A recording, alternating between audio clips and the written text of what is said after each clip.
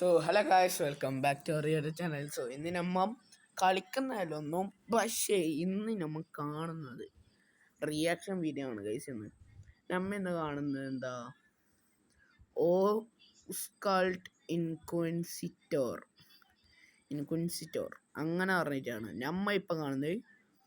Eaten alive most disturbing സൂ incident ever. അതായത് സൂവിൽ ഏറ്റവും കൂടുതൽ ഡിസ്റ്റർബിങ് ആയിട്ടില്ല, അതായത് എന്തൊരു പേടിയായിട്ടുള്ളൊരു ഫീലിംഗ് വരുത്തുന്ന ഒരു മൊമെൻ്റാണ്. സോ അതാണ് നമ്മൾ കാണുന്നത്. നമുക്കിത് കണ്ടോക്കാം. ഞാൻ ഇതുവരെയായിട്ട് ഇത് കണ്ടിട്ട് ഞാനിപ്പോൾ കണ്ടപാടും ഞാൻ ഇതിൻ്റെ ടൈറ്റിൽ വാങ്ങിച്ച പാടും ഒക്കെ റിയാക്ട് ചെയ്യാൻ തോന്നി. So let's watch. Come on. And just a few feet away from some of the most copyright കിട്ടാണ്ടെന്ന് മതി. powerful animals on Earth. Behind the glass, bars, and barriers, visitors expect to see lions, tigers, gorillas, elephants, and other wild creatures from a distance that feels exciting but controlled. But every once in a while, a gate is left open, a barrier is crossed, an animal reacts in a way nobody expected, and within seconds, an ordinary day at the zoo turns into a scene of panic and fear. Today, we are looking at the most disturbing zoo incidents ever caught on camera. Okay. Let's begin. Beijing, July 23rd, 2016. It's a Saturday afternoon at Badaling Wildlife World, a safari park sitting in the shadow of the Great Wall. Families are packed into their own cars, rolling through enclosures where lions, bears, and Siberian tigers roam free. It's a Saturday afternoon at Badaling Wildlife World, a safari park sitting in the shadow of the Great Wall. Families കേജിൽ പിടിച്ചിട്ടില്ല.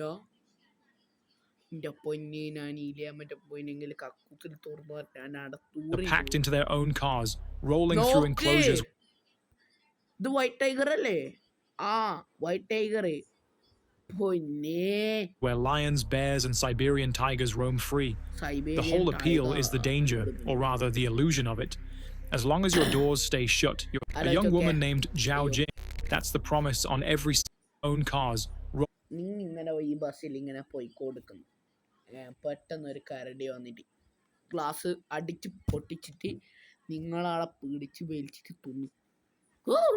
Rolling through enclosures where lions, bears, and Siberian tigers roam free. The whole appeal is the danger, or rather the illusion of it. As long as your doors stay shut, you're safe. That's the promise on every sign, every pamphlet, and every waiver the park hands out at the gate.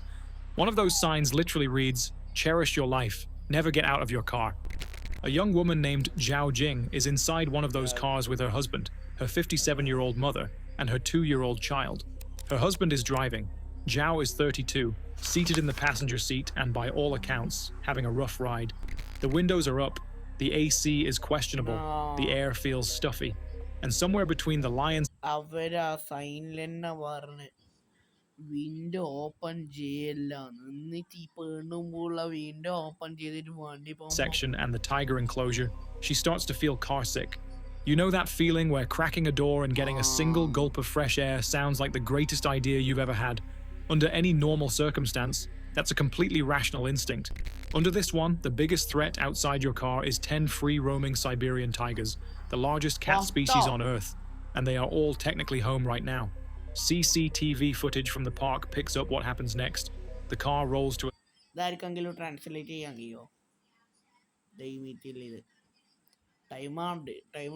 stop. Seattle police, stop!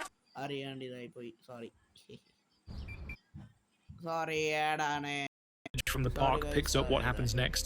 The car rolls to a stop. Zhao opens the passenger door, steps out, and walks around the front. Is she stupid? Is she stupid? Guys, നിങ്ങൾ ഇത് കണ്ടിട്ട് ഇതേപോലെ ഒന്നും ചെയ്തക്കല്ലേ. ആടെ വലിയൊരു sign തന്നെ ഉണ്ട്, മത്തങ്ങയാ അതിൻ്റെ പേര്. ആ ബെല്ല അക്ഷരത്തിൽ എഴുതിയിട്ടല്ലേ തന്നെ. എന്നിട്ട് ഈ പെണ്ണുമ്പോൾ ഉള്ള കാറിന് പുറത്ത് കഴിഞ്ഞിട്ട് ഡോറും തുറന്നിട്ട് പോയി. The vehicle toward the driver's side. She isn't panicking. She isn't looking around. From her body language, you could almost mistake the scene for a family stopping at a rest area. She reaches for the driver's door, A Siberian tiger, weighing several hundred pounds, has been watching the whole time. It closes the distance, reaches her from behind, and pulls her out of frame in seconds. Okay, kino odikum idundo. Ada bella matanga sign line ഉണ്ട്. ഞാനൊരു fresh air എടുത്തിട്ടില്ല. എൻ്റെ ഭർത്താവിനെ വിളിക്കാം. എടാ നീ ഒന്ന് കീനടാ, ബാ നമുക്ക് ഒരുമിച്ചിട്ട് ഇതാക്കാം, അല്ലെങ്കിൽ ഞാൻ ഓടിക്കും വണ്ടി, ബാ. അതാരാ ബാക്കില്? അയ്യോ എൻ്റെ ഭാര്യ പോയേ, അയ്യോ എൻ്റെ അമ്മച്ചി പോയേ, അയ്യോ. Inside the vehicle, the couple's 2-year-old is in the back seat, but Zhao's mother, surnamed Zhou, does not hesitate. She flings her door open and sprints toward her daughter. She reaches the tiger and tries to push it away, doing whatever she can to force it to release Zhao. Then a second tiger appears, then a third. Zhou is overpowered by 2 other tigers where she stands. Her daughter, still being pulled away, realizes her mother may not survive. Park staff finally arrive in a patrol jeep. According to the official report, park personnel spent nearly 15 minutes shepherding the 10 tigers into their pens before rescuers could reach the 2 women. Zhao's husband later told Chinese media that the nearest patrol vehicle had 1 unequipped employee inside it, whose only means of scaring off the tiger was honking the horn and revving the engine. The park's emergency response strategy, in that moment, was essentially panic parking. When staff finally reached Zhao, she was critically injured. Goodbye. Her mother did not survive. Her husband and child, still in the car, were unharmed. The footage was picked up by China's state broadcaster CCTV, and from there it exploded.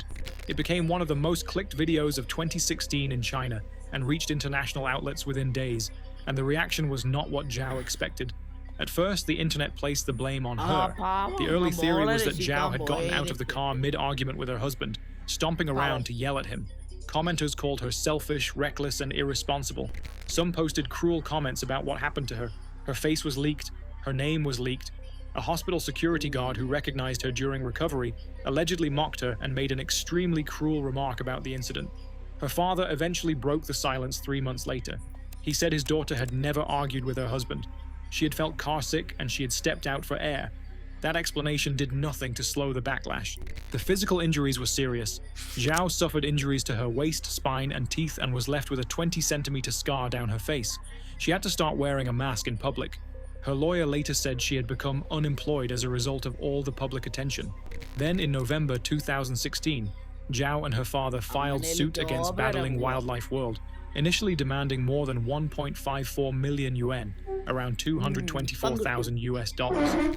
That figure was later raised to 2.18 million yuan, roughly $330,000. Her argument was that the park failed to properly explain the waiver she signed at the gate, failed to train staff for a real emergency, and failed to intervene fast enough. 4.2 million. അമേരിക്കയിൽ ഇപ്പോൾ $1 നമ്മളെ നാട്ടിലത്തെ 100 രൂപയാണെങ്കിൽ, 100 രൂപയല്ല $1 നമ്മളെ നാട്ടിൽ use ചെയ്തേ. അങ്ങനെയാണെങ്കിൽ എത്രക്കും എത്രയാ പറഞ്ഞേ? Initially demanding more than 1.54 million yuan, around 224,000. 224,000.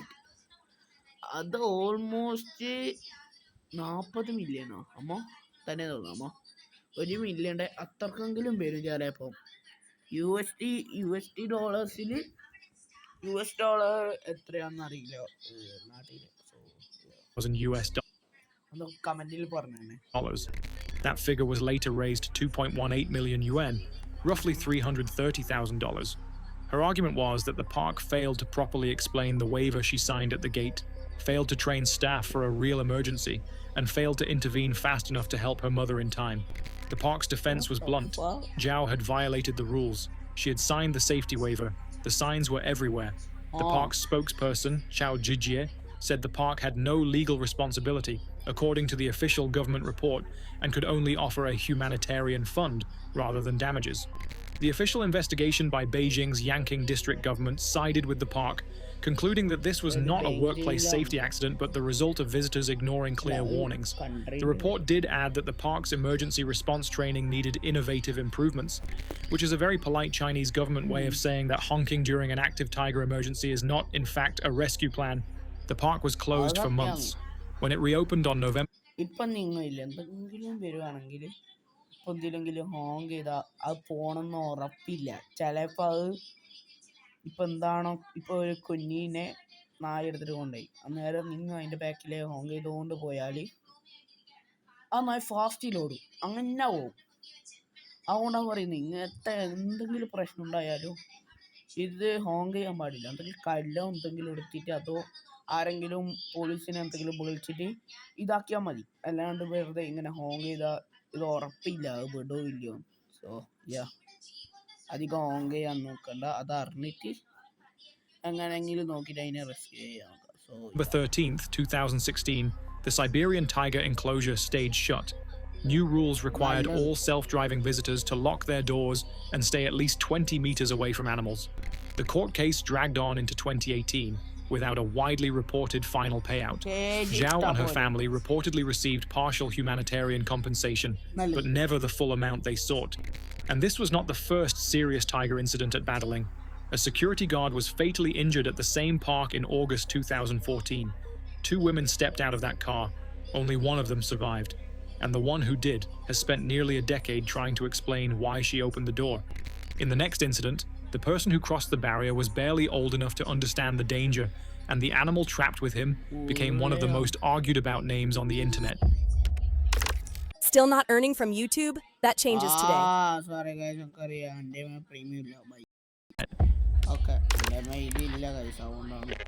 On May 27th, 2016, Harambe celebrated his 17th birthday at the Cincinnati Zoo and Botanical Garden. 24 hours later, he was gone. He was a western lowland silverback, a critically endangered species and gentle for his size. Born at the Gladys Porter Zoo in Brownsville, Texas in 1999, he was transferred to Cincinnati in September 2014 to learn adult gorilla behavior and eventually breed. He was 400 pounds of muscle housed in an exhibit called Gorilla World, an enclosure that had operated without a single breach for 38 years.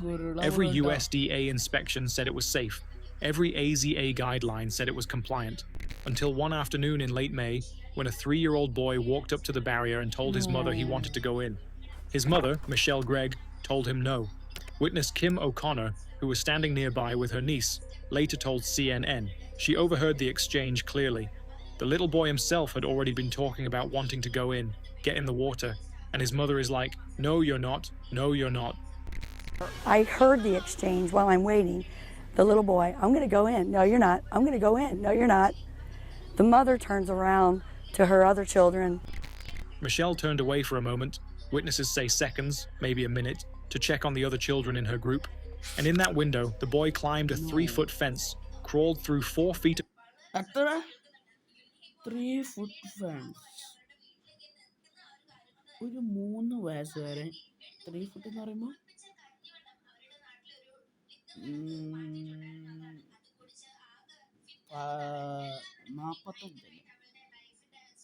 45 100 centimeter വലിയ fence bushes and fell 15 feet into the shallow moat of the gorilla enclosure below. O'Connor was actually trying to photograph Harambe when it happened. She heard the splash, then a man shouting for help. Zoo staff immediately signaled for the 3 gorillas in the yard to come inside. 2 females obeyed. Harambe did not. Instead, he walked calmly down to the moat, where the child was sitting in the water, and the 2 of them made contact. For a moment, it almost looked peaceful. Multiple witnesses said Harambe seemed protective at first. Even Jane Goodall, arguably the most respected primatologist alive, later said that from the video, it appeared Harambe was trying to shield the boy. In one now famous still, Harambe is holding the boy's hand as he stands him upright. The Daily Mail ran a full breakdown of that exact moment, describing witness accounts that suggested the gorilla was acting protectively.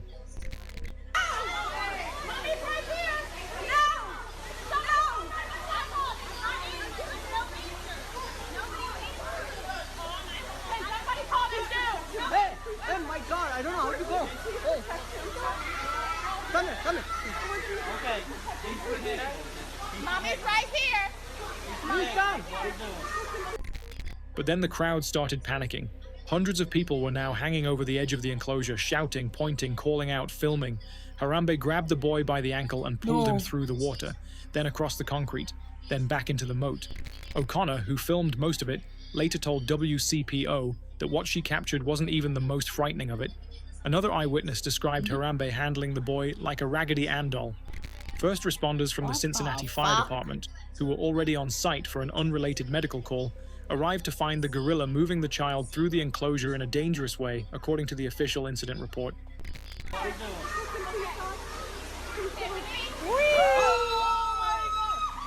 Oh my god! Okay, everybody back up. I think he's trying. Meanwhile, Michelle Gregg was on the phone with emergency dispatchers. The audio, which Cincinnati police released days later, is intense. She yells to her son over and over, "Be calm, be calm," as if a 3-year-old sitting between the legs of a silverback has any concept of what that means. Cincinnati 911, what is the address? Hi, my son fell in the zoo exhibit at the gorillas. The Cincinnati Zoo, my son fell in with the gorilla. There's a male gorilla standing over him. I need someone to contact the zoo, please. Okay, we do already have it started. We do already have help started there, okay? How old Okay, is the child? Isaiah, be calm, be calm, be calm, How old be is the calm. child? He's dragging my son. I can't watch this. I can't. How old I is your can't. son? I can't watch. Hello? Can you get my eyes? How old is he? How old is he?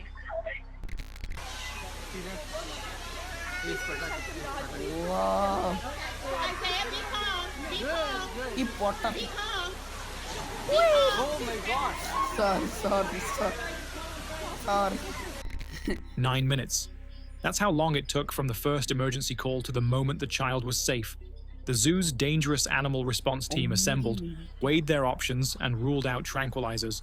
Director Thane Maynard later explained that a dart in a 450-pound gorilla could take several minutes to take effect and would likely agitate him further. With the child now positioned between Harambe's legs, they made the call. A marksman was brought in, and the team made the emergency decision to use lethal force. Harambe was put down one day after his 17th birthday.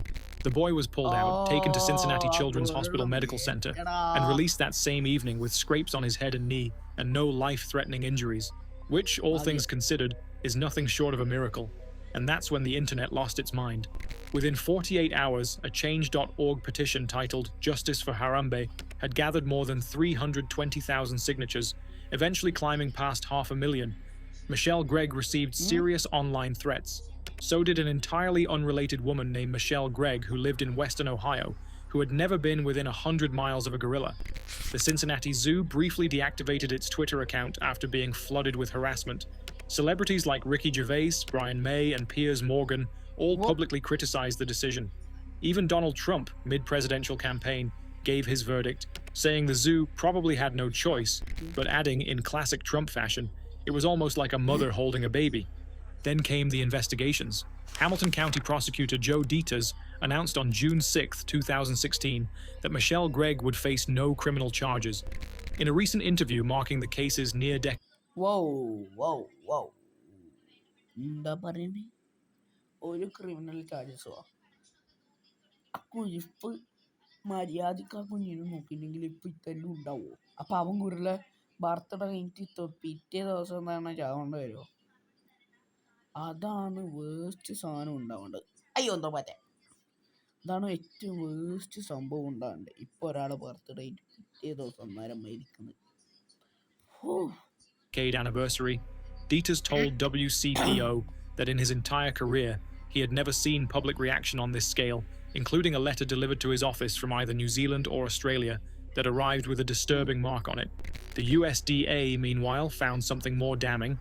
After passing its April 2016 inspection with flying colors, the Gorilla World Barrier was ruled non-compliant the day of the incident. It hadn't actually kept a member of the public out of a non-human primate enclosure, which was, technically, its entire job. The zoo redesigned the fence within weeks, adding 6 inches of height, nylon mesh to close the gaps, and 3 new security cameras. But the story didn't end there, because somewhere between the outrage and the news cycle, the zoo redesigned the fence within weeks, adding 6 inches of height, nylon mesh to close the gaps, and 3 new security cameras. But the story didn't end there, because somewhere between the outrage and the news cycle, Harambe became a meme, and not a small one. He became one of the most enduring internet jokes of the 2010, credited satirically with everything from the 2016 US election to COVID-19 to the Russian invasion of Ukraine. In Australia, voters wrote his name onto federal election ballots. Elon Musk released an entirely real rap song titled R.I.P. Harambe. The Cincinnati Zoo eventually had to publicly plead with the internet to stop. It did not stop. On the 10-year anniversary in May 2026, the White House itself posted a tribute calling Harambe a true patriot. A decade later, and the joke still refuses to die. But under the memes, a 3-year-old survived because zoo staff made a decision in 9 minutes that people have been arguing about for 10 years. A critically endangered animal lost his life because a fence didn't do its job. A mother was villainized nationally for looking away from her child for less than a minute. Something, as the prosecutor pointed out, nearly every parent has done. ഒരു മിനിറ്റിൽ ആ കുഞ്ഞിനെ നോക്കാൻ എത്തുന്നില്ല. അതുപോലെ ഈ ചെറുതൊന്ന് ഫ്ലാഷിന്റെ അനിയനാ. ഇത്രയും പെട്ടെന്ന് ആ ഫാൻസ് കയറിയിട്ട് താലേക്ക് തുള്ളിയിട്ട് തന്നെ മാറ്റില്ല. And an entire species lost one of its most viable breeding age males in captivity. Whether Harambe was trying to protect the boy or becoming a serious danger to him is something even primatologists still can't fully agree on. Our next case is even harder to process because this time the person entering the enclosure was not a child. This time the person entering the enclosure was not a child. For most people, a trip to the zoo means overpriced ice cream, a screaming toddler on the loose, and maybe 15 seconds of eye contact with a bored elephant. For the crowd at Berlin Zoo on Good Friday, April 10th, 2009, it turned into something they would never unsee. It was feeding time at the polar bear enclosure, and that is the main event when you have polar bears.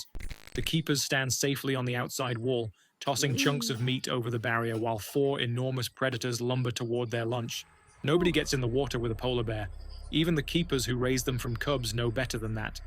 Then a 32-year-old woman climbed the fence.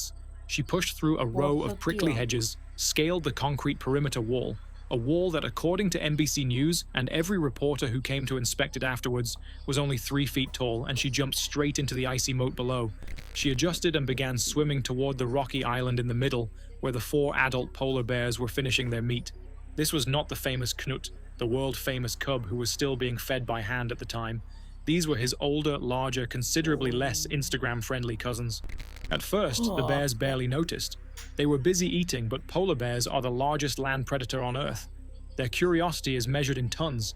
Within seconds, one of the adults lifted its head, spotted the small pink shape struggling in the water, and slid off the rocks after her. Onlookers realized what was happening at roughly the same time she did. She turned around and started paddling back toward the wall, but polar bears are elite swimmers. In the wild, they cross open Arctic water for hundreds of miles at a time. In a zoo moat, they can close the gap in one push. The bear reached her. Then it made contact.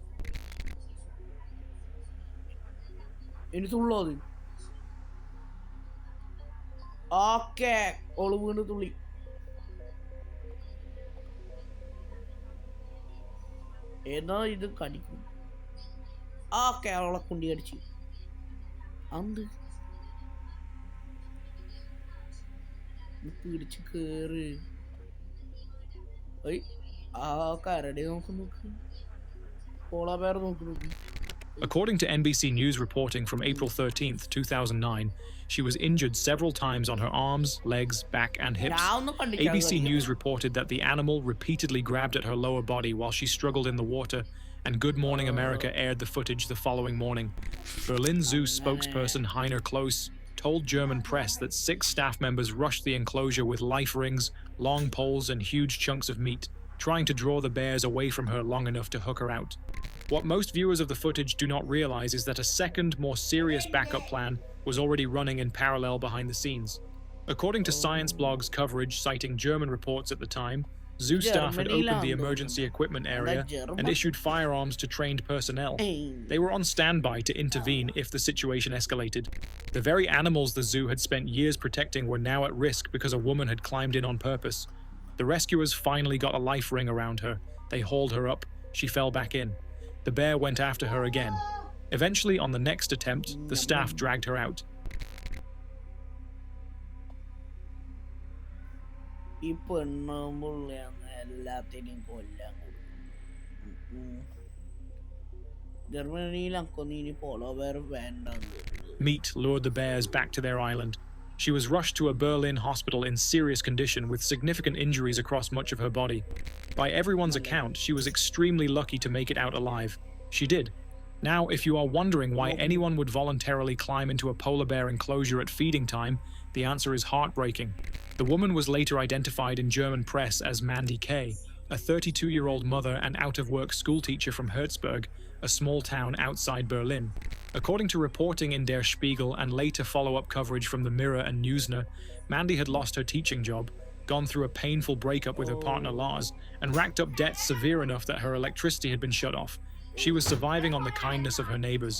That morning, her daughter had gone to spend Good Friday with her father. Mandy went to the zoo alone. Investigators and psychologists later suggested this was not a stunt, not a poor decision made in the spur of the moment, and not a woman who thought polar bears were friendly. It was likely a mental health crisis disguised as a swim. Whether it was a genuine attempt to harm herself or a cry for help, the Berlin Police Department was not particularly moved. The bears themselves faced zero consequences. Berlin Zoo made it very clear that the animals had done nothing wrong and were behaving on instinct. The most bizarre part of the whole story is what happened next. Nothing. Berlin Zoo announced within days that it would not be raising the wall, adding extra guards, or changing its security in any way. Their argument, according to NBC News, reporting at the time, was that anyone determined enough to jump into a polar bear moat will find a way regardless of the height of the barrier, which is hard to argue with on paper. It also means the exact same 3-foot wall was still standing there the following weekend, daring the next visitor to try again.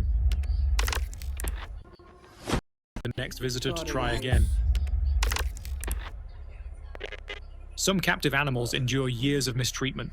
Tilikum became the name that forced the world to look closer. 22 years, 3 fatal incidents, and 1 industry-shaking document.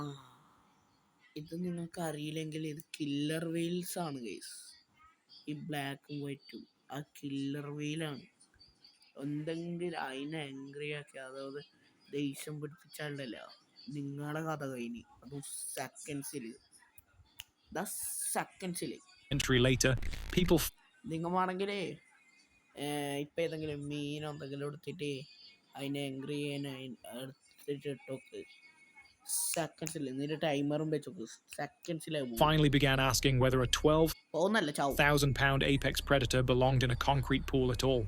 This is the story of one of the most controversial orcas in captivity history. Tilikum's story started with a net. In November 1983, off the eastern coast of Iceland at Berufjordur, a purse seine crew scooped up a 2-year-old male orca and separated him from his mother's pod. He was about 13 feet long, calm and utterly clueless about what came next. He spent the next 11 months in a concrete holding tank at Hafnarfjordur Marine Zoo near Reykjavik, learning to eat prepared fish from human hands. In November 1984, he was shipped to Sealand of the Pacific, a struggling marine park in Oak Bay, just outside Victoria, British Columbia. Sealand was, to put it politely, a deeply troubling environment. Trainers reportedly used withheld food as a form of control. Tilikum was housed with 2 much larger females, Haida II and Nootka IV, who quickly dominated him inside the tank. They left rake marks on his skin, injured him, and controlled every corner of the space.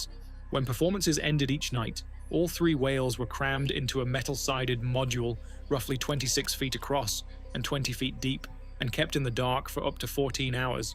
Tilikum developed stomach ulcers before he was old enough to drive. Then, on February 20th, 1991, a 20-year-old marine biology student and part-time trainer named Kelty Lee Byrne slipped on the edge of the pool right after a show, likely because of her rubber boots. She fell in. All 3 orcas moved toward her. Byrne surfaced 3 times over roughly 10 minutes, calling for help and trying to climb out. The whales pulled her back under each time. Sealand staff threw her a life ring, but the orcas kept it away from her. Witnesses said the animals treated her almost like an object in the water. It took 2 hours to recover her. The inquest ruled her passing an accident.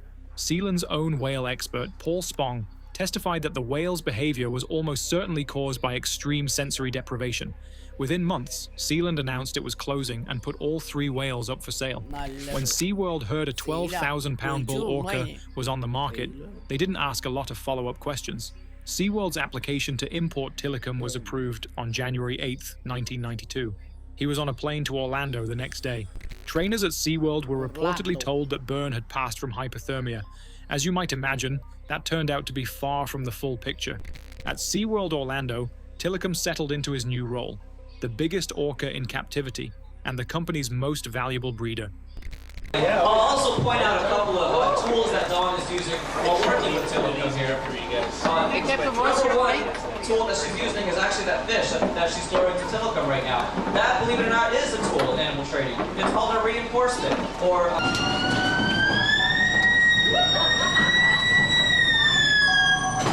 excellent job. That was a beautiful song. You can imagine that sound traveling very well underwater. Over his lifetime, he'd sire 21 calves. At one point, more than half of SeaWorld's orca population carried his genes. Trainers weren't allowed in the water with him for the underwater waterwork routines other whales did, but SeaWorld never really explained why. His new trainers would only piece that part together years later. Then came Daniel Dukes. On the night of July 5th, 1999, the 27-year-old drifter from South Carolina somehow slipped past security, hid inside the park after closing, stripped down, and got into Tilikum's pool. What happened over the next several hours has never been fully explained, because SeaWorld says there is no security footage. What is documented is this. At around 7:20 the next morning, staff found Dukes unresponsive across Tilikum's back as the orca swam laps around the tank. His swim trunks had been damaged along the lower seams. Divers later recovered evidence from different corners of the pool. The official report noted extensive injuries consistent with rough handling in the water. SeaWorld's official position was that Dukes passed from hypothermia and drowning. Almost everyone else concluded that Tilikum had, at minimum, handled him dangerously. His parents filed a lawsuit 2 months later, then dropped it. The story vanished from the news within a week. Dukes had been unhoused, the park was powerful, and nobody in 1999 was ready to take on SeaWorld. That would change 11 years later. On February 24, 2010, veteran senior trainer Dawn Brancheau was working the Dine with Shamu show at Shamu Stadium. Brancheau was 40, blonde, endlessly patient, and literally the poster girl for SeaWorld. Her face was on billboards all over Orlando. She had been a trainer for 15 years, ever since a childhood family trip to SeaWorld convinced her this was what she wanted to do with her life. The show ended. Brancheau lay down on a shallow slide-out ledge just under the surface for a relationship session, rubbing Tilikum's face while diners watched through the giant glass wall.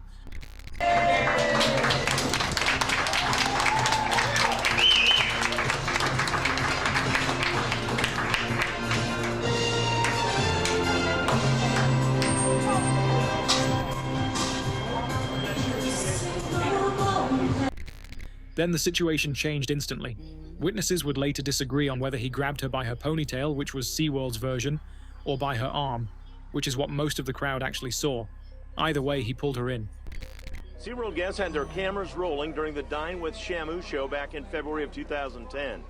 In the moments before she was pulled into the pool and killed, Dawn Brancheau was dancing with the whale, tossing water and fish at Tilikum. To guests, it appeared her comfort level around Tilikum was huge.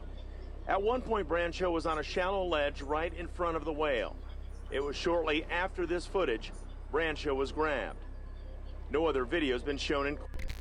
What followed was extremely distressing. Tilikum shook her. Tilikum അല്ലേ ഈ Tilikum എന്ന് പറയുന്ന ഈ വേലിന് അല്ല ഓർക്കൊക്കെ എന്തിന്റെ കേടാടാ ഒന്ന് ഇതിന് മിക്കവാറും മറ്റേ അറ്റാക്കിംഗ് ഇൻസിഡൻസ് ഇല്ലേ മറ്റേ ഓർക്കകളെല്ലാം ഇങ്ങനെ അറ്റാക്ക് ചെയ്യില്ല മെയിലും ഫീമെയിലും എല്ലാം ഇങ്ങനെ ഫൈറ്റ് കൂടില്ലേ അന്നേരം ഇതായിരിക്കും അന്നേരം traumatised ആയതായിരിക്കും Dragged her across the pool and briefly let her go. She tried to swim to the edge. He grabbed her again. Trainers set off callback tones, slapped the water, and threw fish. Nothing worked. For approximately 45 minutes, the 12,000-pound orca refused to release her, moving from pool to pool through the stadium's connected tanks, while staff tried desperately to regain control. Staff finally guided him into a smaller medical pool and recovered Dawn. Brancho passed away from drowning and severe blunt force injuries. She had sustained multiple serious injuries. The official medical report is publicly available through the Florida District 9 Medical Examiner's Office if anyone needs to verify, though it is a very difficult read. Instead of removing Tilikum from the program permanently, SeaWorld kept him. He was too valuable. He kept breeding. He was returned to shows in 2011, performing the Big Splash finale from behind a barrier. But the story didn't stay quiet. In 2013, director Gabriella Cowperthwaite released the documentary Blackfish, which traced Tilikum's life from Iceland to Orlando using ex-trainer testimony, home video, and Brancho's story. It aired on CNN, landed on Netflix, and created a major public backlash. Southwest Airlines cut their partnership. Willie Nelson, Barenaked Ladies, and Heart pulled scheduled performances at the park. Corporate sponsors walked away. SeaWorld's stock price fell sharply. 2 CEOs left within 5 years. The company launched a defensive marketing site called SeaWorld Cares, which had roughly the same effect on the outcry as a bandage on a broken window. In March 2016, they announced they were ending the orca breeding program entirely. Tilikum's generation would be the last generation of SeaWorld orcas. The Federal Occupational Safety and Health Administration had already stopped trainers from performing water work with orcas back in 2010, hitting SeaWorld with 3 citations and a $75,000 fine after Brancho's fatal incident. Every appeal failed. In one dissent from a related legal case, then-Judge Brett Kavanaugh went out of his way to note that Brancho had known the risks. It didn't help SeaWorld's case. No trainer has entered a pool with an orca for a show since that day. Tilikum spent his last years floating listlessly in a back tank with infections, chewing on concrete out of boredom. Former trainer Jeffrey Ventre, who is now a medical doctor, described what he saw as classic institutional isolation. Humans in isolation, he pointed out, or chimps in isolation, begin to act abnormally. And that, he said, is exactly what happened here. It ended in 3 fatal incidents involving human beings. On January 6, 2017, Tilikum passed away at approximately 36 years old. SeaWorld cited a persistent bacterial lung infection. He was the largest orca ever kept in captivity, 22.5 feet long, 12,500 pounds, with a completely collapsed dorsal fin. He had been involved in 3 fatal encounters, and he had also arguably helped change the future for every orca that will come after him. His name, in the Chinook jargon of the Pacific Northwest, means friends, relations, tribe, common people, every one of which was taken from him when he was 2. Naomi Rose, an orca biologist with the Animal Welfare Institute who studied Tilikum for years, put it about as clearly as anyone has. She didn't think Tilikum intended serious harm during the first 2 incidents. She thought that looked like play behavior that ended in drowning, but the 3rd incident, she said, was different, and nobody, she added, will ever really know what was going on in his head. The only fair answer is probably the one his own name gives you. A pod, a family, a tribe, taken from him at 2 years old and never given back. അതായത് telecom വിചാരിക്കുന്നത് ഇപ്പൊ ആരെങ്കിലും ഏതെങ്കിലും ഹ്യൂമൻസിനെ നിങ്ങൾ മൂവിയിലെല്ലാം കാണുന്നില്ലേ, ഒരു shark ഒരു ചെക്കനും വിളിച്ചുകൊണ്ടിട്ട് അക്വാമാനെ പോലെ, അതേപോലെയാണ് ടെലികോം വിചാരിക്കുന്നത്. ഇപ്പൊ ഏതെങ്കിലും മനുഷ്യനെയോ എടുത്തിട്ട് വെള്ളത്തിനിടയിൽ മുക്കിയിട്ട് ഇതാക്കിയാല് അതിന് മീനെല്ലാം ശ്വാസം വലിക്കുന്ന ആ സാധനം പറഞ്ഞിട്ട് ഒരു ഫാമിലി ആവും. അങ്ങനെയാ ഇതാക്കുന്നതെന്ന് പറയുന്നു. അങ്ങനെയല്ല അക്ക് തോന്നുന്നു. ഇവര് പറയുന്നത് എങ്ങനെയാണ് അക്ക് തോന്നുന്നത് എന്താന്ന് വെച്ചാൽ ഒരു ഡിപ്രഷനിൽ കൊല്ലാന്നില്ല. In July 2019, a chimpanzee named Yang Yang at the Hefei Wildlife Park in China's Anhui province had lived there for more than a decade. 12 years old, adult male, described by staff as gentle. That description held up right until the moment it didn't. On that Friday morning, a bamboo tree had either fallen or grown at exactly the wrong angle inside his enclosure, and it gave him exactly what he needed. He climbed the bamboo like a ladder, pulled himself over the wall, and dropped down onto the visitor pathway. The zoo director later admitted that the bamboo was how he managed to get out. That is where the CCTV caught a full-grown chimpanzee walking down the visitor pathway. Visitors turn, then they freeze, then they run. The clip picks up again at the main gate.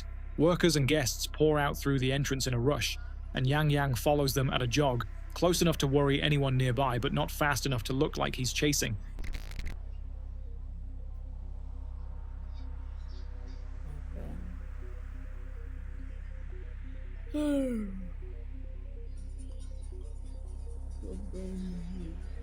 Run away, chimpanzee. Then he saw a keeper. The clip that went viral shows a zoo worker standing near the gate with his arms out, trying to block the chimp's path. Yang Yang doesn't slow down. He doesn't try to go around him. He plants his hands, lifts his legs, and delivers what viewers later described as a powerful kick to the worker's upper body. The keeper falls to the ground. Yang Yang keeps moving. To be fair to the keeper, most of us wouldn't fare any better. Chimpanzees are, pound for pound, far stronger than an average adult human, and Yang Yang wasn't asking for permission. Zoo officials later confirmed the worker was okay, which is honestly the best case scenario when a primate decides that you are the door.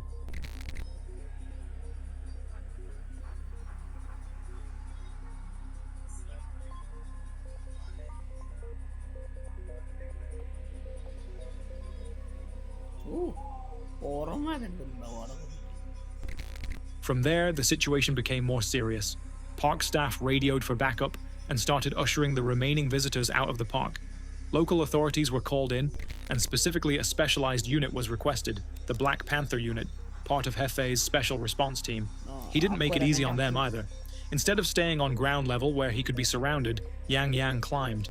He scaled the side of another animal enclosure and settled himself on the roof, looking down at the officers gathering below. He sat up on that roof for a while, apparently assessing his options.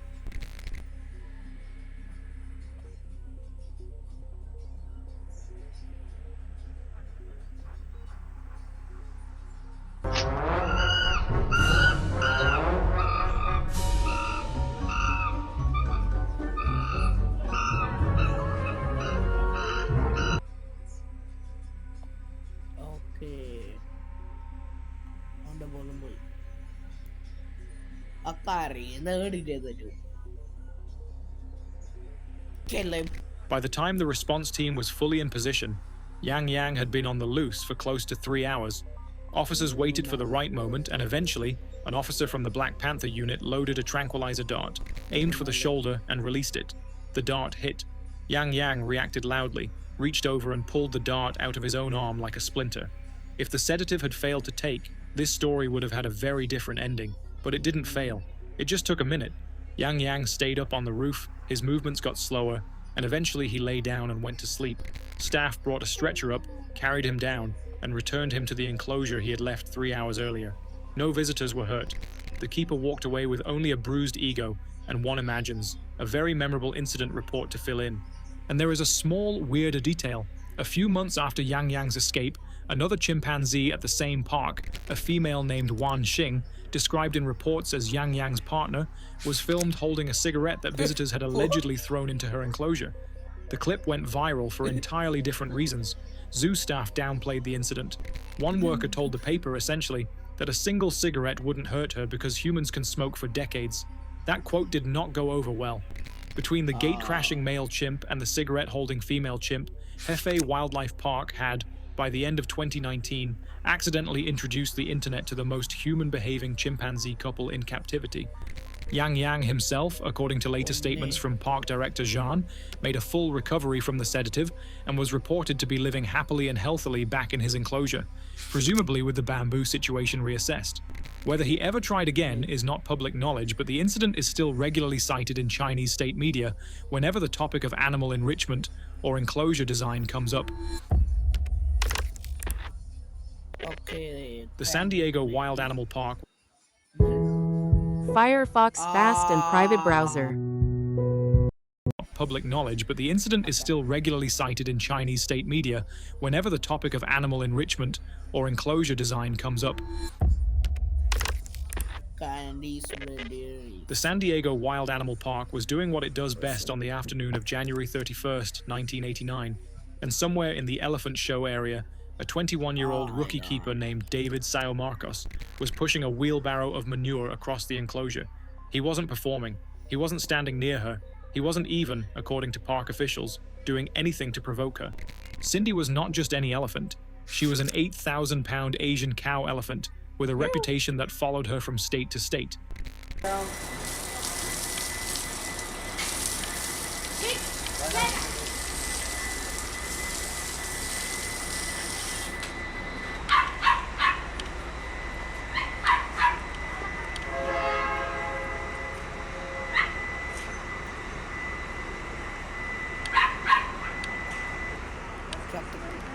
One of her favorite times during the day is her bath times. We usually give them 2 to 3 baths each day.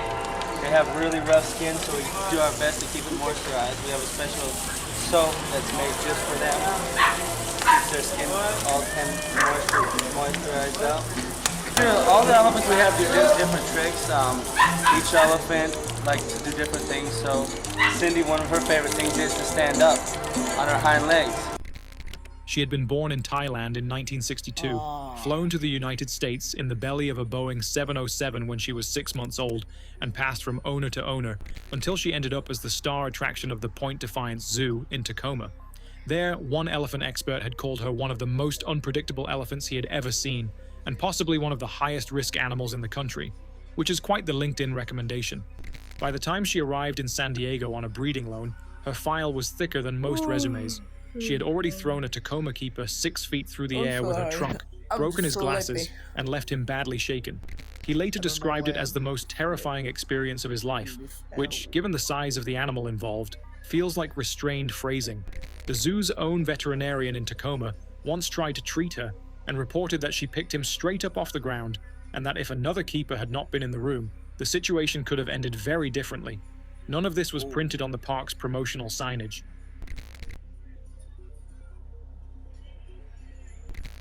On the day of the incident, David was moving through the enclosure with his wheelbarrow when Cindy suddenly turned and rushed toward him. Her trunk swung in wide, heavy arcs. Her front legs moved forward with force. He tried to scramble backward, but there is nowhere to scramble to when the animal in front of you is the size of a Sherman tank. She struck near him with her legs and trunk as he tried to get away, and he wound up falling into an 8-foot deep moat. He landed at the bottom with a broken collarbone and minor cuts across his body. He made it out alive, but only just. He was taken to Palomar Medical Center in fair condition. Park spokeswoman Martha Baker was the first to speak publicly, and her statement remains one of the great early examples of corporate elephant PR.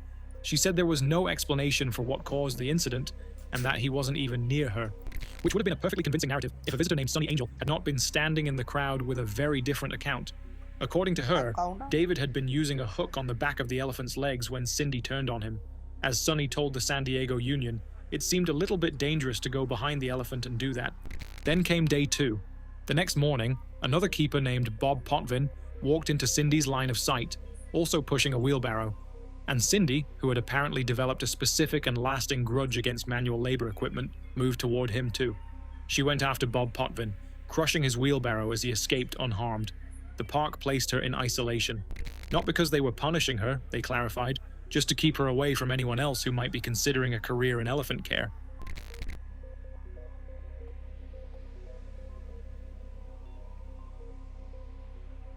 At this point, the story stopped being about one incident and started being about the environment that produced it. In February 1988, exactly 1 year earlier, an African elephant named Dunda had been restrained and roughly handled by keepers during a routine transfer between facilities. The story broke publicly. Animal rights groups descended on the park. 6 of the park's 11 elephant keepers, some of whom received serious threats over their handling of Dunda, quit their jobs. None of the 6 keepers who replaced them had more than a year's experience handling elephants. David Sao Marcos was one of those replacements. So was Bob Potvin. In 1 year, the park had swapped out most of its senior elephant staff for people who could not legally rent a car, and then handed them a wheelbarrow and pointed them toward one of the most unpredictable elephants in the country. According to zoo spokesman Jeff Jewett, the consequences from the Dunda affair had made keepers hesitant. He said Cindy had always bullied keepers, and now she was getting away with it more, which made her bolder. Which is essentially the corporate way of saying she sensed hesitation and took advantage of it.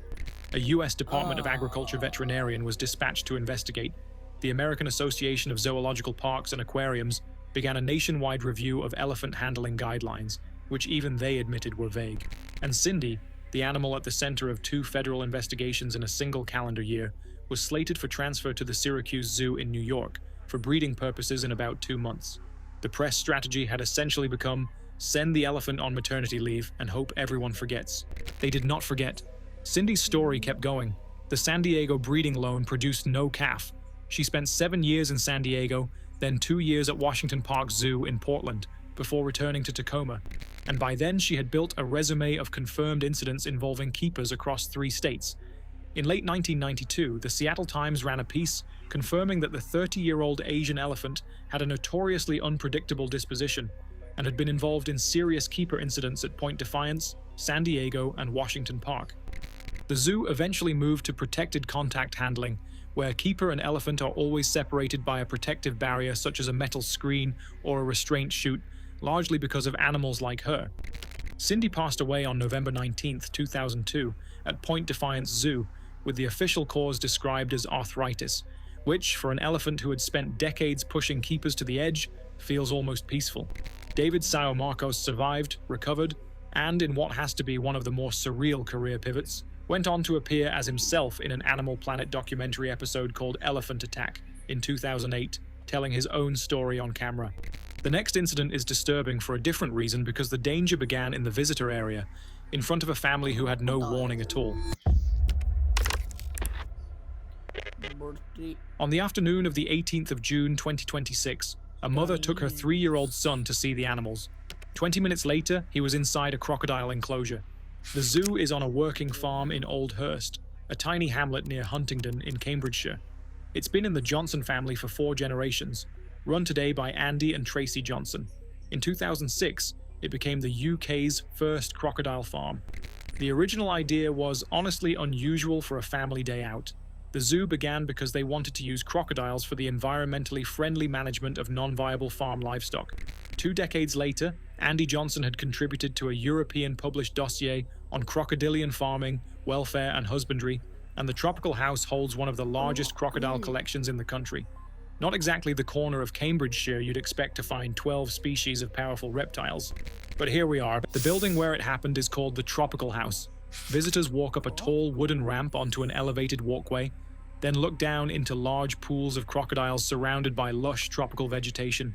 Cuban crocodiles, Nile crocodiles, dwarf caimans, broad-snouted caimans, and a nursery of Nile hatchlings all sit below the deck. A 4-foot safety fence separates guests from a 15-foot drop down onto a concrete surface near the reptiles. On paper, that's fine. In practice, it depends entirely on who else is standing on the walkway with you. At around 1:30 that afternoon, that who else turned out to be a 30-year-old man from Norfolk. He had additional support needs and was on an organized trip to the zoo with a carer at the time. He was, crucially, not connected to the little boy standing a few feet away with his family. What happened next was over in seconds. The boy had been on an elevated walkway when he was taken over a 4-foot safety fence and fell 15 feet onto a concrete surface near the reptiles. He then rolled into the water and was injured by at least one of the animals. The adults ran toward the crocodile enclosure, not away from it. Zoo owner's wife, Tracy Johnson, 55, and one of their sons, Edward, 29, were hailed heroes after entering the enclosure. They pulled the toddler out and began first aid on the concrete while staff cleared the Tropical House. Cambridgeshire police were called at 1:34 p.m. The boy was taken quickly to Addenbrooke's Hospital in Cambridge in serious condition. The Norfolk man was detained at the scene in connection with the incident. He was released on bail until the 18th of September, and police said he was assessed as not being fit for interview. The Care Quality Commission said it was aware of the incident and was liaising with the organizations involved to see whether regulatory action was needed, which, in polite British regulator speak, means somebody is about to have a very uncomfortable meeting. Authorities confirmed the crocodiles were not seized or removed by police. Then came the response nobody quite expected. 2 weeks later, Andy and Tracy Johnson released a statement calling it one of the most distressing incidents in the zoo's history, praising their team, the emergency services, and the surgeons at Addenbrooke's. The family's own message, released through Cambridgeshire Police, thanked the zoo staff for pulling their son out of the pen, and described their focus as his recovery through what they described as an extremely long and difficult period. The scale of that recovery is only now becoming clear. By early July, the child had undergone multiple medical procedures, including a skin graft in 2 places on his left arm. He's stable. He is still facing a long recovery. His grandmother, Lucy Lockett, launched a GoFundMe on June 30th to help the family cover costs. The fundraiser was set up to give the family financial stability while they navigated the difficult period, with any surplus donated to charities within the Addenbrooke's Trust. Within days, it had passed £23,000. By the second family update in early July, it had raised more than £62,000. And then, weirdly, the internet turned on precisely no one. The zoo wasn't buried in backlash. The Johnson family were hailed as heroes. Reviews continued to pour in. That crocodile case is one of the rare moments where zoo staff became heroes in the middle of panic. But in the final incident, the person at risk was a zoo worker himself, and the decision that almost put him in danger was his own. At the Changsha Ecological Zoo in Hunan Province, China, on Sunday, September 24th, 2023, a worker walked into the hippo enclosure with a cigarette dangling from his mouth and a broom in his hand. Two adult bulls were already going at it in a full territorial fight, jaws snapping, water flying, the kind of scuffle that would make most people quietly walk away and file for annual leave. He did not do that. He walked in. Video of the moment spread across Chinese social media within hours and then hit international feeds through Newsflare, DNA India, and BNN Breaking. You watch the man position himself between the two hippos, apparently hoping to distract one of them long enough for the other to back off. Instead, both animals stop fighting each other and lock in on him. Oh.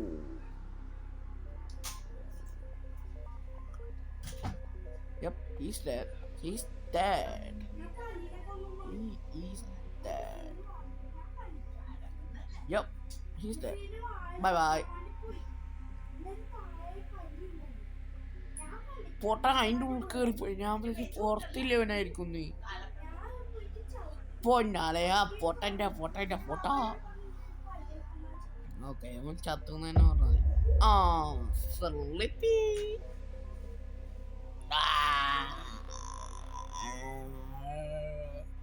Get in my mouth, boy. Oh.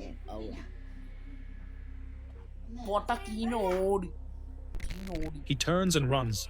His feet go out from under him, and he skids sideways as one of the bulls closes the distance, mouth open wide enough to swallow a football. If you have ever seen a hippo yawn, you know that mouth can open close to 150 degrees. Their large lower teeth can grow up to 50 centimeters long. Then the man uses his arms and his feet to keep the bull away. He keeps kicking. He keeps swinging. After a few tense seconds, the hippo appears to lose interest.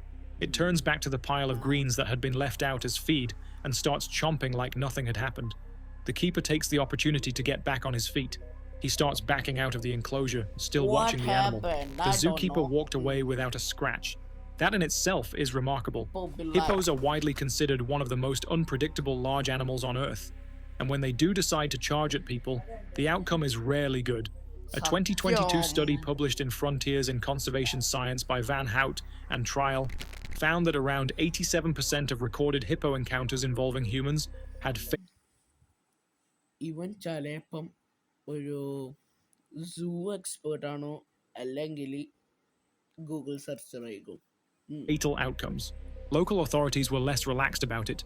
The Changsha Forestry Bureau launched an investigation into the incident. Their spokesperson told local outlets that zoo staff receive specific training on when it is safe to enter animal enclosures. That training, apparently, includes avoiding male hippos in mid-combat and females in heat. So, not the situation this employee walked into. The Bureau did not release the keeper's name or say whether he faced any disciplinary action, but the incident led to a broader conversation online about how much protective infrastructure Chinese wildlife parks actually have around large mammals. To understand why viewers reacted അധികം സൂ incidents ഉണ്ടായത് നമുക്കൊന്ന് ചൈനയിലാണ് തോന്നുന്നു. So ചൈനയെ തൂമ്പിയതാകുമ്പോഴാണ് the way they did, it helps to know what a hippo actually is.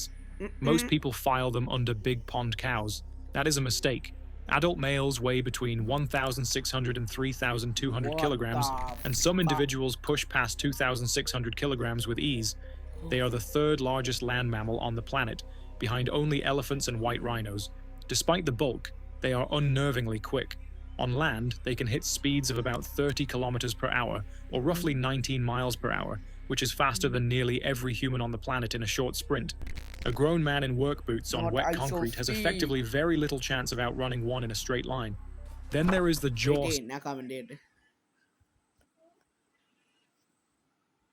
strength. A hippo 19 miles per hour, which is faster than near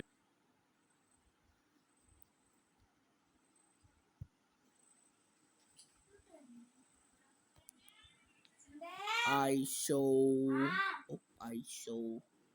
speed can wait and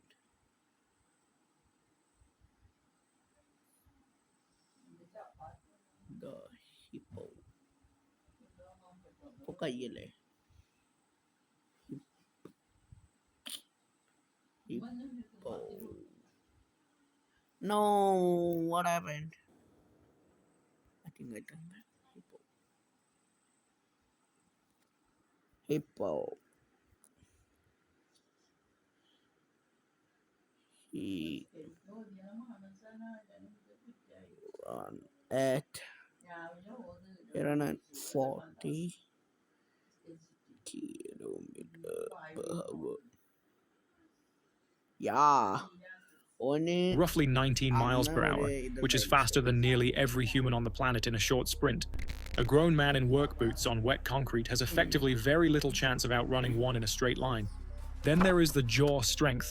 A hippo's jaws can generate around 1,800 pounds per square inch of pressure. For comparison, a lion tops out closer to 650 pounds per square inch.